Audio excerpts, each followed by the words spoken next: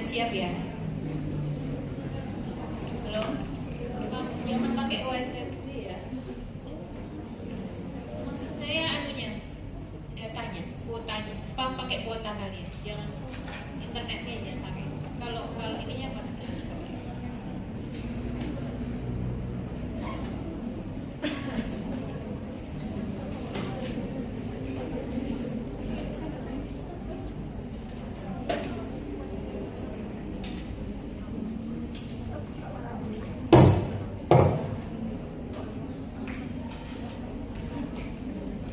Sudah ya? Belum? Kok belum? Iya, maksudnya memang belum saya buka, tapi kan udah siap dong. Iya. Belum siap juga. Iya, belum dibuka. Sudah ya? Saya mulai ya. Sudah, saya buka. Ya, silakan di-refresh.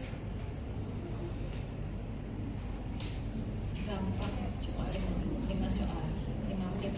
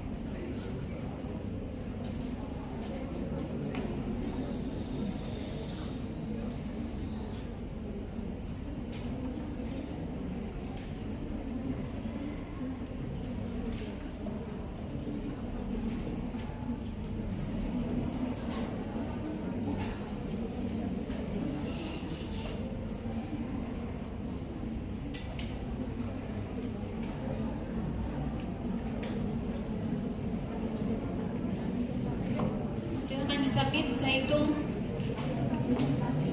10, 9, habis ini mau saya tutup. Apa? Ada kendala apa? Internetnya tak?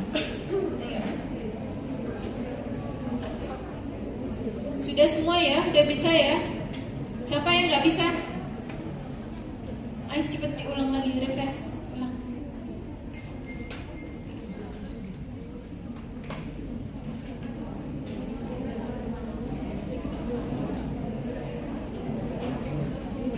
Azril kenapa Azril?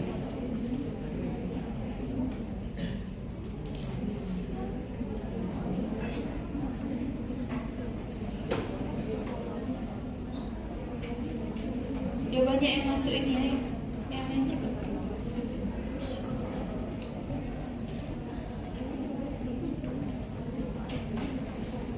Ayo siapa yang nggak bisa angkat tangan?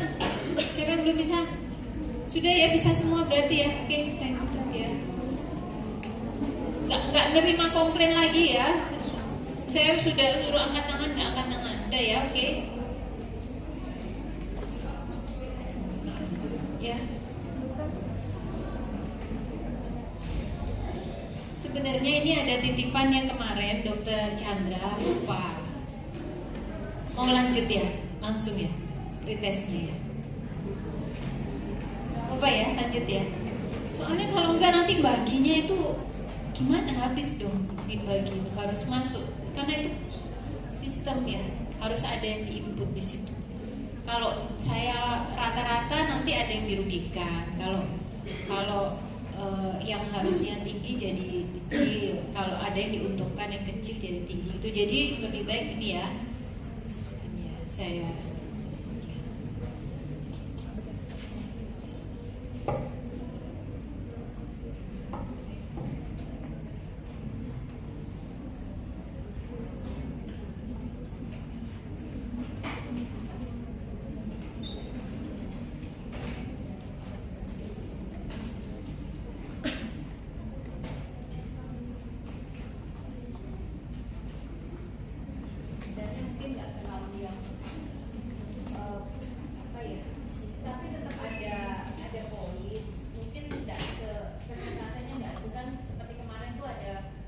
ujian kalian, mungkin kalian merasa kok ada yang laporan terlambat, ujian.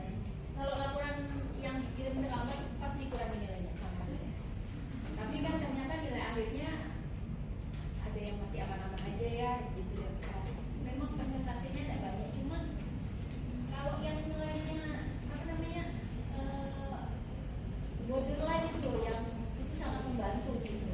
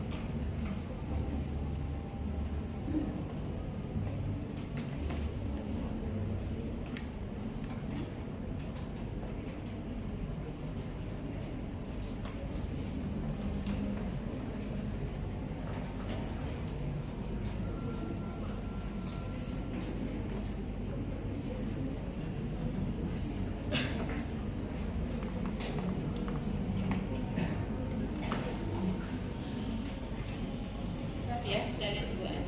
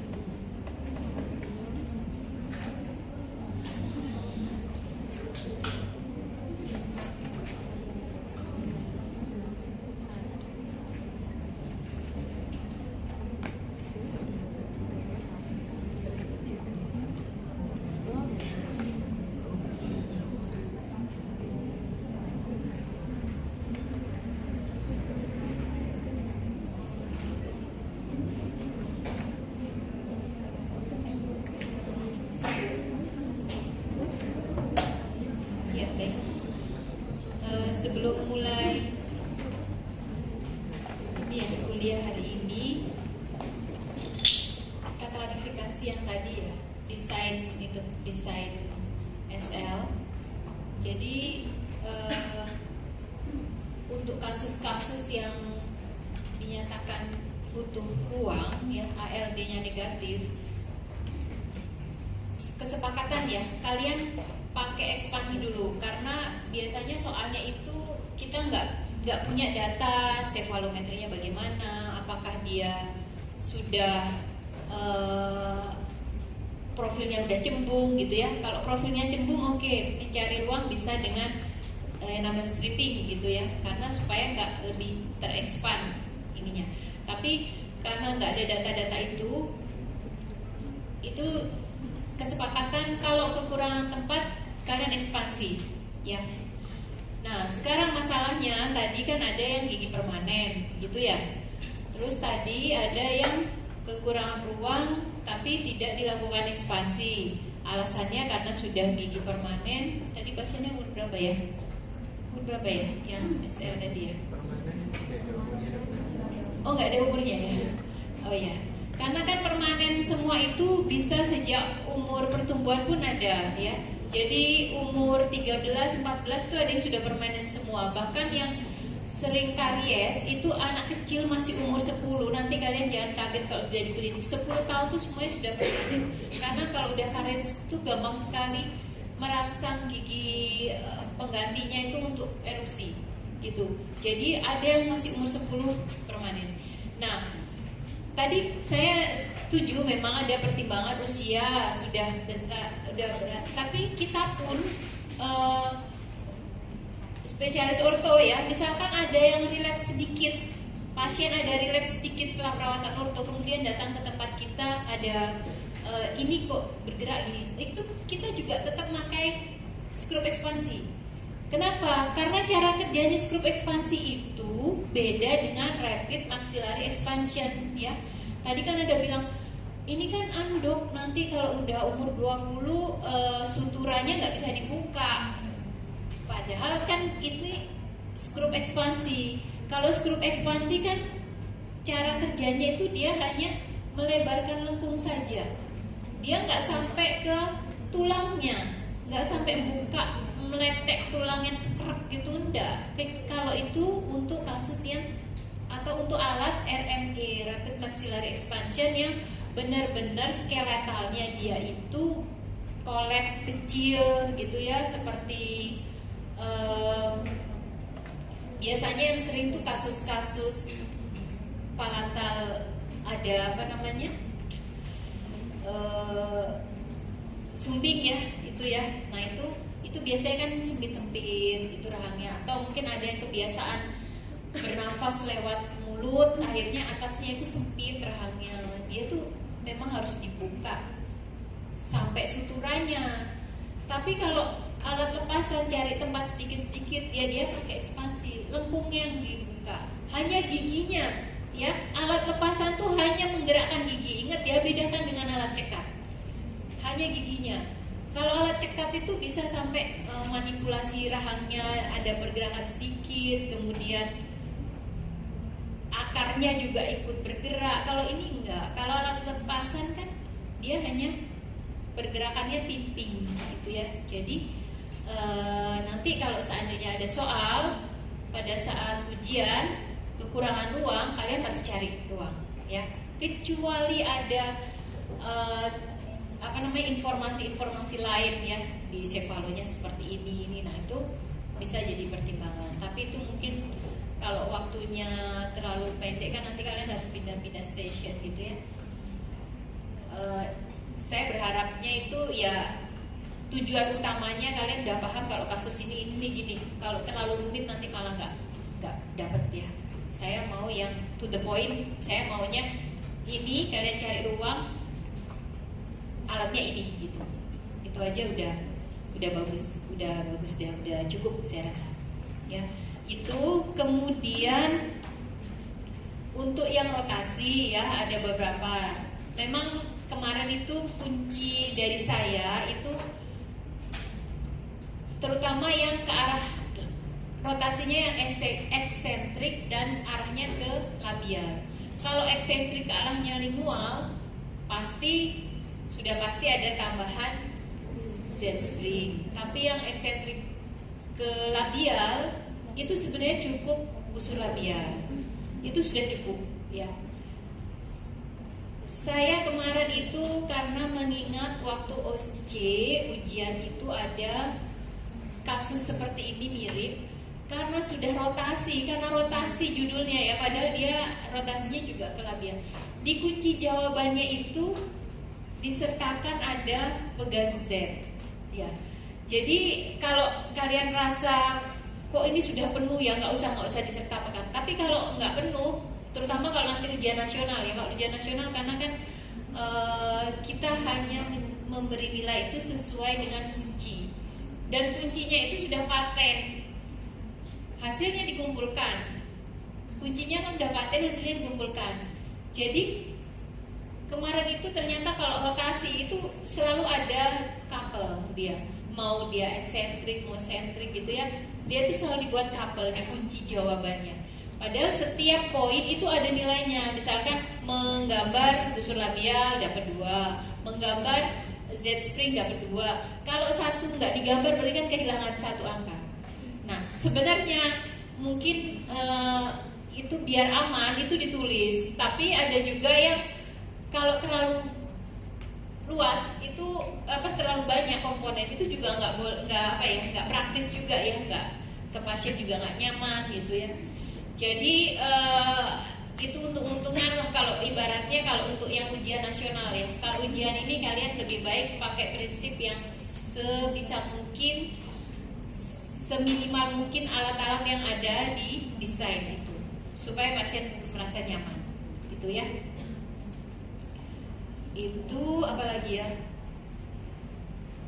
Jadi masalah. Oke, tadi udah benar ya kalau misalkan ada yang buku versi, kalian panjangkan busurnya sampai melewati gigi yang akan di retraksi ya. Tadi kan ada yang kasus kaninesnya keluar, berarti memang harus sampai ke P1. Kalau misalkan P1-nya yang kebuka, berarti gimana? Sampai ke P2 ada tangannya, ada kakinya bisa ketemu sama Adams, berarti bisa pakai ya busur labial terbalik. Atau kalau ternyata ada gigi molar 2 boleh pakai busur labial biasa terus Adamsnya ditaruh di molar 2 misalkan, itu juga bisa. Itu bisa, tapi nanti dilihat usia pasien. Kalau usianya masih kecil, yang 2-nya mungkin kan belum harus sempurna, lebih menguntungkan letaknya di M1 karena pasien kan nggak harus ngungkit sampai belakang ya. Di M1 terus nanti baru dibuat busur labial terbalik gitu ya. Yang lain-lain,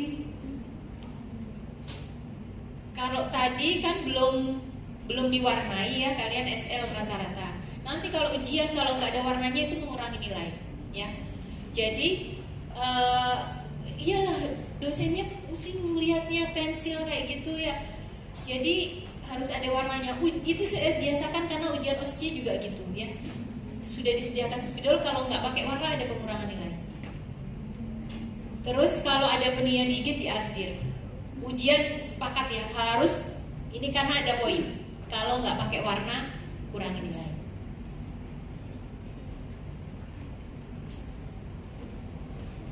Itu yang belum dikerjakan tadi ya, yang rata-rata belum, masih pakai pensil, mungkin masih khawatir ya. Sudah ada yang mau ditanyakan untuk tadi desain SL? Cukup ya. Baik, kita mulai ya. Untuk ini terutama aktivasi. Jadi alat-alatnya ini ya, tang Adams ini pasti tang Adams ini untuk nanti adjust dan aktivasi beberapa alat. Ujungnya kotak ini ya. Kemudian yang kalau universal ini enak ini biasanya, yang satu sisinya bulat, satunya kotak. Saya nggak tahu apa ada merek lain ya. Biasanya mereknya yang punya seperti itu ya, seringnya merek yang mahal-mahal. Kalau dirasa kalian udah punya yang bulat, 2 jari bulat, 2 jari persegi udah cukup. Kemudian tang 3 jari ini lebih mudah menggunakan biasanya untuk aktivasi busur labial. Jadi mau mengecilkan atau melebarkan loop, ini dipencet gitu, itu dia sudah bisa bergerak. Hanya mencet di loopnya. Busur labial ini merupakan komponen pasif. Kalau komponen pasif itu berarti dia untuk retensi ya di anterior. Menarik insisif ke palatal atau retraksi ke palatal atau ke lingual. Kemudian ya jelas mengurangi jarak gigit dan meratakan ke 4 insisif. Kalau nggak meretraksi itu dia bisa berfungsi untuk merapikan gitu, yang agak miring dikit gitu dengan adanya busur. Makanya kemarin waktu kalian buat busur itu bikin tekuannya itu nggak boleh pakai tang, karena kan nanti jadi ada tak gitu. Ada kan kemarin yang pakai tang ini, jadi akhirnya kan berbentuk gitu. Gimana bisa lengkungnya jadi bagus kan, tuh ngikutin lengkung ini ya. Nanti kalian mengaktifasi atau insensi di pasien juga jangan di adjust dengan tang. Kalau busur itu ya pakai tangan, pakai jari, harus gitu ya. Ya, cara aktivasinya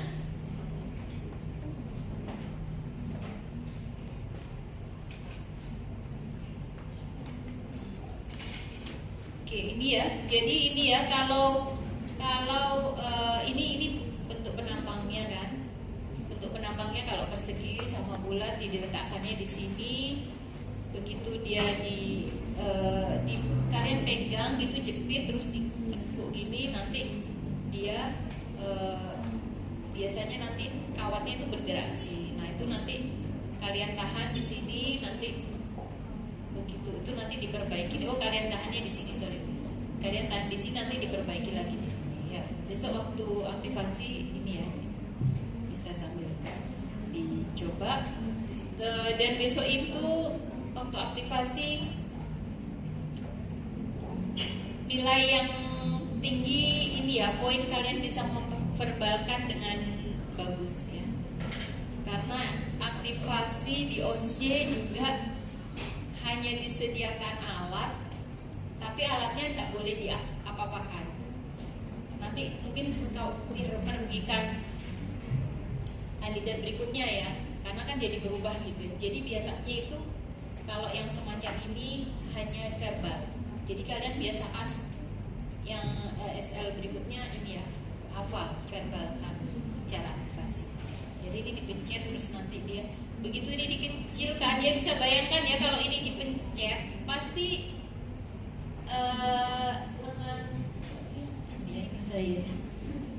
lengan horizontalnya ini pasti akan turun. Begitu ini dipencet dia turun. Nah, itu nanti untuk menahan mengembalikan kalian pegang sini, tahan terus ini akan lagi pakai tangan.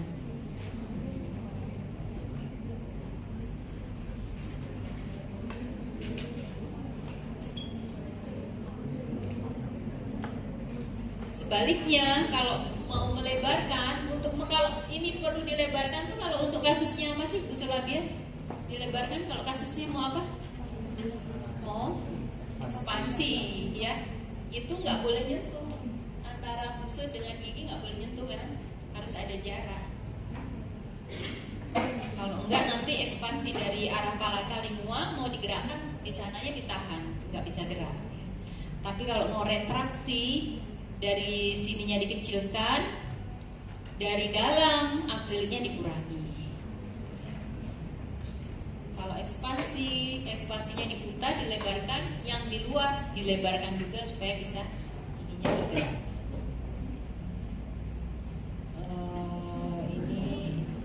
Ini ada beberapa supaya anak-anak kecil-kecil mau pakai ya, biasanya ada dimodifikasi seperti ini.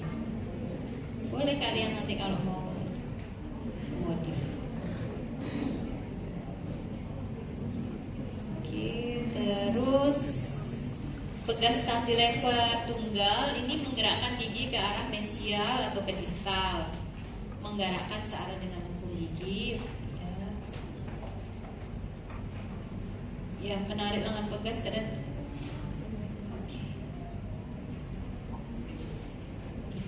Kunjungan pertama defleksinya kecil aja, terus kunjungan berikutnya bisa lebih besar. Oke, sekarang kalau cantilever tunggal berarti kan ini ada coil ya.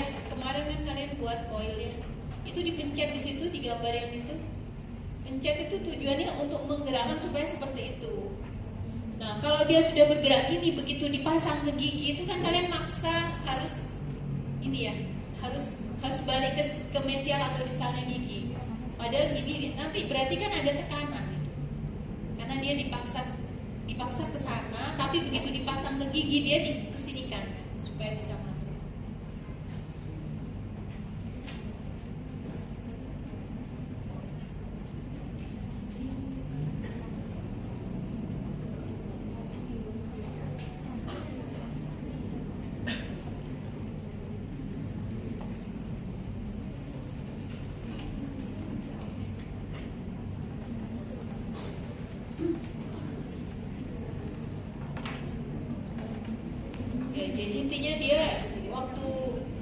dia kalian gerakannya sampai ke sini waktu aktivasi, tapi begitu masang diposisikan di paksa di sini ya. Akhirnya dia kan ada daya ungkit.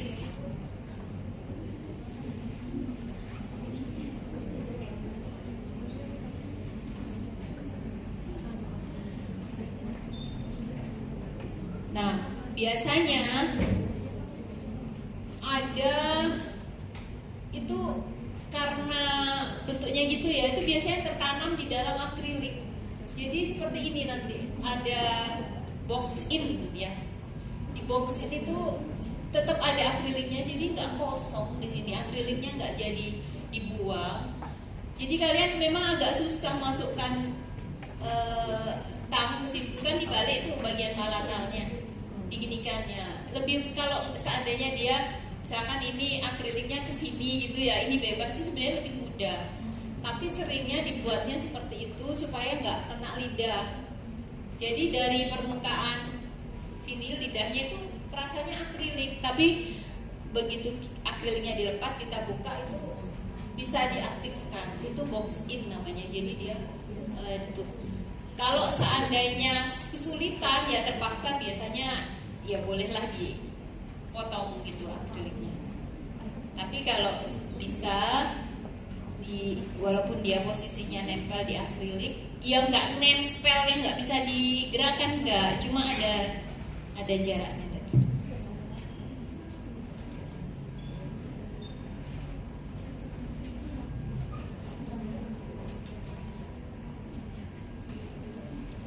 Iya, kalau cengkeram adapsi ini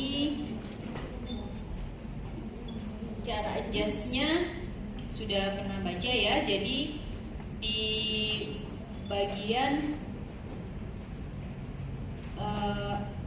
arrowheadnya itu bisa, kalau seandainya kalian pasang gitu ke pasien, kok habis dipasang tiba-tiba jatuh gitu ya, pasang lagi jatuh, gimana mau gerak gitu. Jadi dari arrowheadnya itu diarahkan ke masuk ya. Kalau yang mesial ya ke arah distal, distal ke arah mesial. Itu pertama. Yang satu lagi lengannya biasanya dari lengan yang dekat ke, nah dari sini kan ada dua, di sini sama sini. Dari yang sini ini diarahkan ke, ini ditekuk, terus ini diarahkan ke cervical. Nah itu sudah bisa kencang tuh, diginikan sedikit gitu. Itu bisa kencang cervical. Jadi bisa dari arrowheadnya dan bisa dari lengan yang dekat dengan akrilik. Ada itu di kalimat-kalimat yang kalian punya BNS. Jadi ada dua titik, dia bisa dari arrowhead, bisa dari lengan yang dekat dengan akrilik. Diarahkannya ke cervical. Oke, terus grup ekspansi.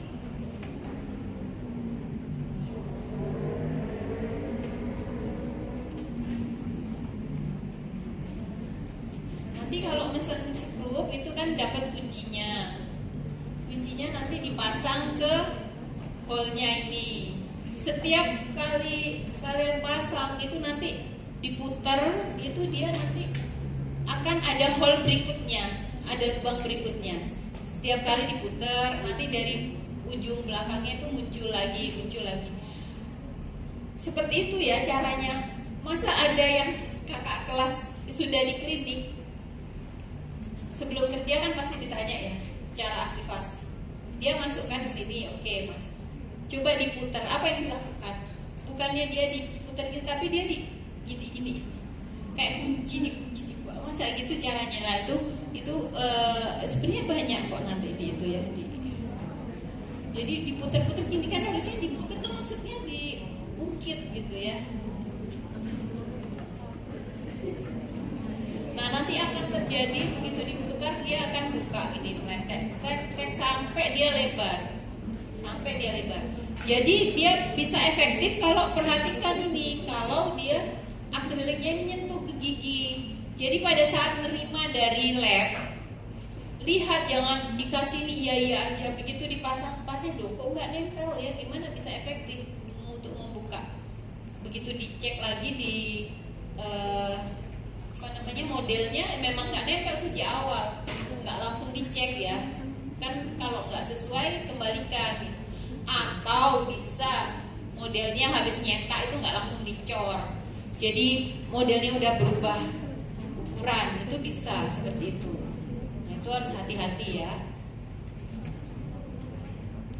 Itu nanti begitu mau insersi, waduh itu aktivasi itu sulit kalau udah gitu. Si klep sini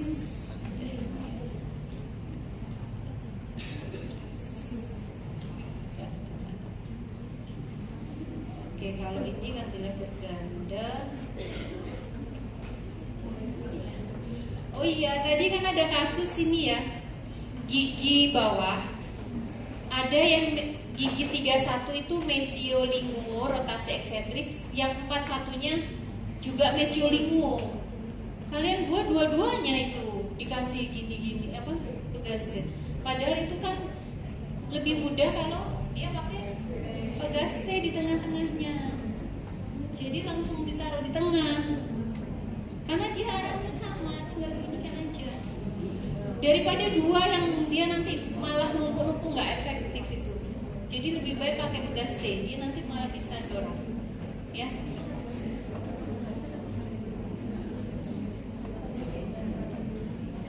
Kalau pegas COVID ini aktivasinya dibuka pakai tangan.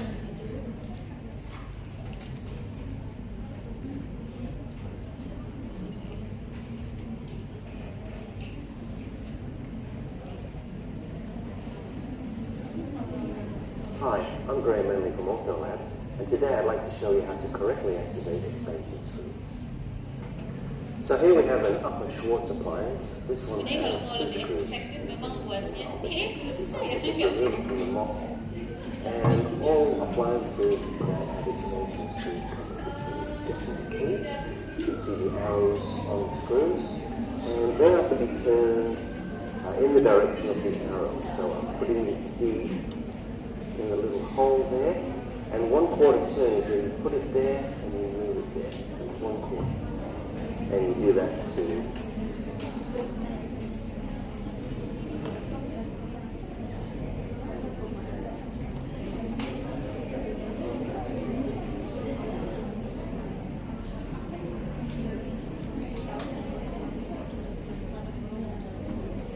The bolt screw, 1/4 turn.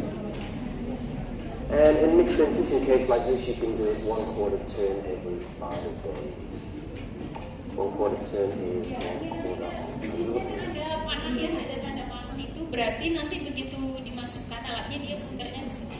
And with an appliance that has 2 screws in it, such as this one, once you get started, once you get those 2 screws open by about 1 millimeter, you can start opening front screw a little bit more than the back screw, or the back screw a little bit more than the front screw, just to give yourself a little bit of versatility in where exactly you're expanding the arch.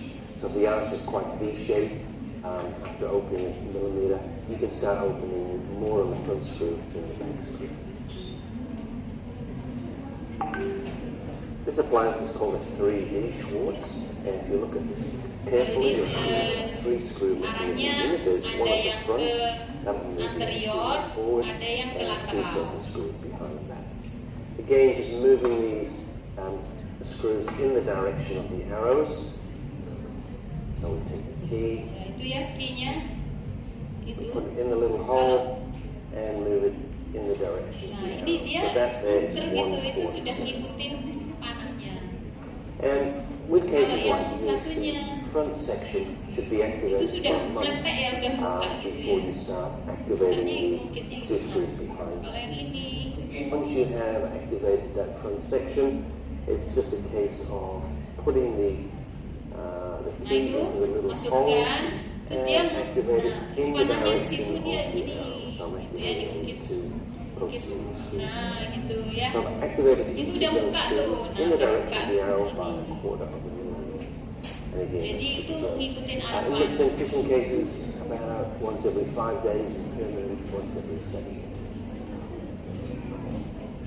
This is a fixed expander. It stays in the mouth, obviously.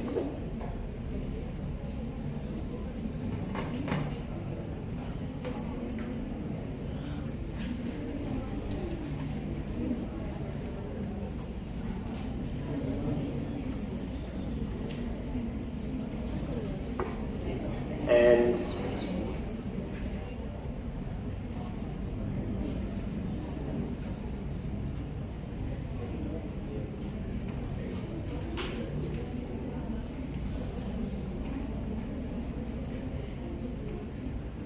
Shampoo Color menutup uban dengan warna berubah yang meracukan hanya dalam 5 menit. New Henna Shampoo Color.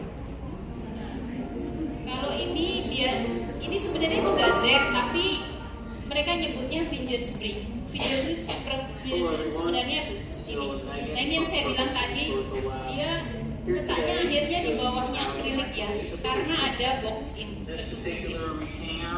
Ya ini sebenarnya kan Bogazet ya. Tapi bisa aja sih memang finger spring itu bisa berlaku buat istilah itu bisa buat bermacam-macam. Ini udah dibalik, ini udah di bagian palatannya. Kalau kalian kesulitan karena ujung tang kalian terlalu besar, sedangkan koil yang dibuat oleh lem kecil, yaitu bisa pakai ini kayak scaler itu ya. Dibuka, pokoknya intinya dia buka ya. Terus dibantu pakai ini. Of the finger spring, and again, just pulling it out. Nah, dia buka, berarti itu yang You can use it nanti like trapping nekan. terminal end. You can also Kan go kalau ahead and put it in diletakkan di gigi perfect pasti seal udah it. lebih dari gigi, itu tujuannya Pull it out dipaksa that way, gitu, it gives dimasukkan much of a gigi good akhirnya grip ada on it. tekanan. Now, when you activate the finger spring, you pull it out facially again in small increments. Activate it a little bit, and you want to do your activation in very small increments. Because if you overactivate and pull it out too far to deactivate it, Megan's going to show you how you would have to try to compress it. And you can see it's very, very difficult because you don't have any leverage because it's buried in the Kalau throat. dikembalikan It's misalkan very, you terlalu can only banyak, deactivate it so dikembalikan. much. So if you have to pull it out too far, but Megan wants you to activate it out quite a bit now for us, facially. All right, so to give it a real good activation. I wouldn't suggest doing it that much on your first Kalau time. kita buat kemarin kan malah punya dua koil ya, itu lebih enak lagi, Then it bounces bisa banyak dapetnya. properly. So do it in small increments. Oke.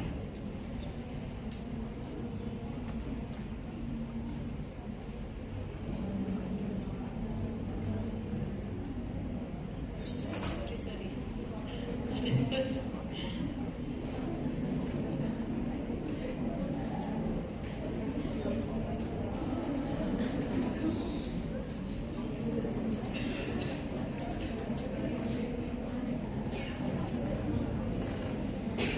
If you have protrusive incisors, such as the appliance you see here, and you can just allow it to retract naturally. Adjustment sekaligus bisa If you do aktivasi. not Kalau want adjust itu the maksudnya kalau anterior nggak pas teeth gitu to ya. retract, you take a flat-on-flat to take the bow out of contact.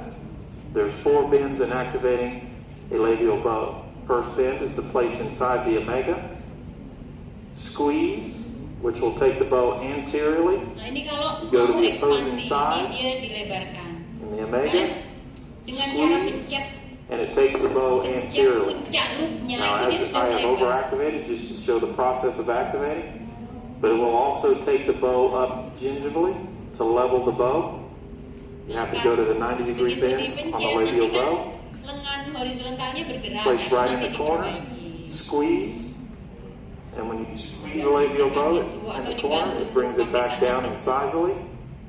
And you do Dia this dikembalikan bilaterally. lagi posisi. Squeeze both sides, which will then level your labial bow. Karena begitu dipencet pasti berubah Place posisi. in contact, then you have the bow level with the incisors and ready to go. Okay, when you activate the bow and take it out of contact with the flat-on-flat, the bow should be about 1 millimeter away from the incisors, unless you're trying to derotate a tooth. What you want to do is keep the bow in contact with the part of the tooth that is most labial, and not the part that is lingual, and that will help derotate as you expand. Now, as you see, I've taken the bow too far out of contact, so to bring the bow back into contact, you take the 3-jaw plier, place in the omega, 1 jaw inside, 2 jaw on the top, and Ini squeeze to kebalikannya ya, retract. dikecilkan ya sekarang loopnya. Go to the other Itu pakai side, tang 3 jari yang tadi squeeze itu, to itu retract. lebih gampang. Now, as you squeeze and retract the bow will go Ya more udah, incisal, kecil lagi like kalau this. mau retraksi. To level the bow, you have to take the 3 jaw, 1 jaw inside the corner, 2 jaw straddling the corner, squeeze, which will level the bow and bring the bow more gingerly. You do this bilaterally, and this will level your labial bow and bring it back into contact. Now the bow is centered in the right position. That is activating the labial bow, taking it out of contact and bringing it back into contact. Now many times when you get a labial bow and as you start your expansion, the occlusion may get in the way. Your lower crescent may hit the labial bow as it crosses the occlusion. In this set of typodonts, it does not hit.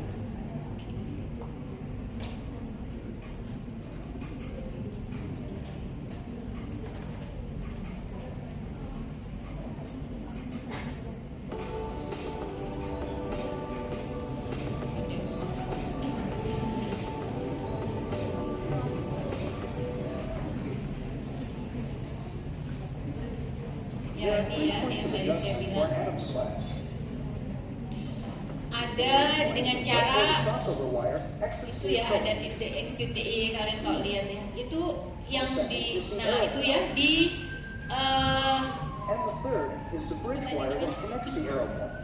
arrowheadnya, atau satunya di titik yang lengan yang dekat dengan so that both crossover wires flex down at the same time. itu biasanya kalau kalian pasang di pasien kok jatuh lagi. You may also use a Dua titik itu 139 yang di first sini. beat plier to make this adjustment. Ini tadi yang Use caution because it focuses the forces on one specific spot ujung and beda. could fracture the acrylic at the junction.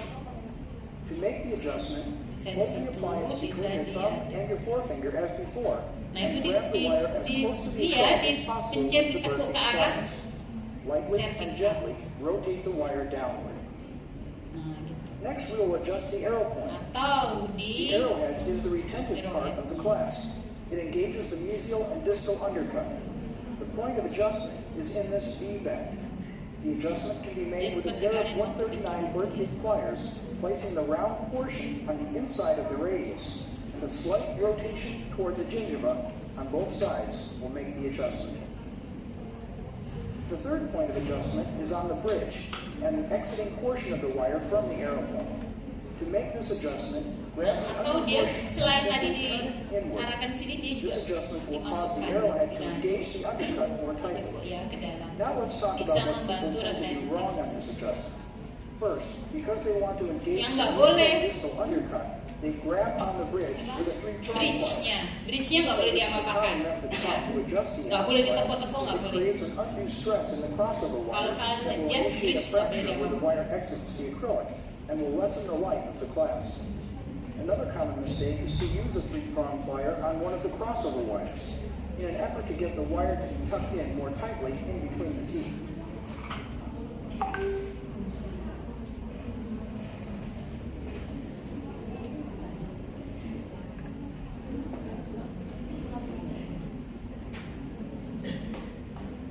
Ini cuma ya cara kerja pendingin gigit ya. Kalau nggak ada pendingin gigit ya nanti kan di bed biasanya kena ke palata. Jadi begitu diberi pendingin gigit, yang terjadi di palata open giginya dia tutup. Ya. Oke. Begitu alatnya dilepas dia ya.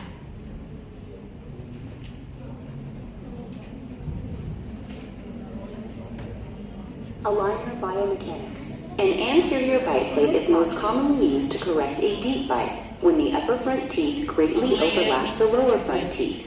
A deep overbite can hinder the teeth from moving forward and backward, leading to delays in response to orthodontic treatment. A bite plate allows the molars to erupt, thus allowing the front teeth to close to their correct position.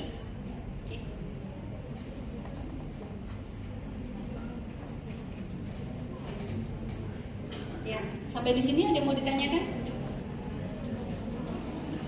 Banyak ya, kalian kalau mau lebih jelas bisa cek-cek, lihat-lihat di YouTube gitu. Sebenarnya kita itu sudah buat juga yang versi dosen FKG, tapi nggak tahu dicari itu, dan itu sudah sejak berapa tahun.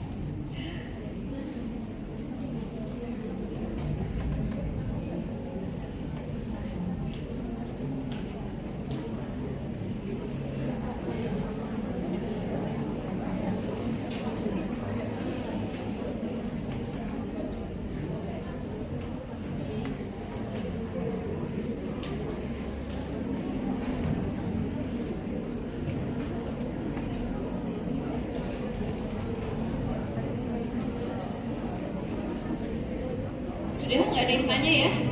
Saya rasa bisa ya, nanti untuk lebih jelas banyak sekali aktivasi skrup itu seperti apa caranya, muternya itu biasanya ngikutin arah panah yang sudah ada, udah disediakan dari pabriknya. Baik, kalau memang tidak ada yang ditanyakan, saya rasa cukup ya. Terima kasih perhatiannya. Kita akhiri. Assalamualaikum warahmatullahi wabarakatuh. Selamat siang.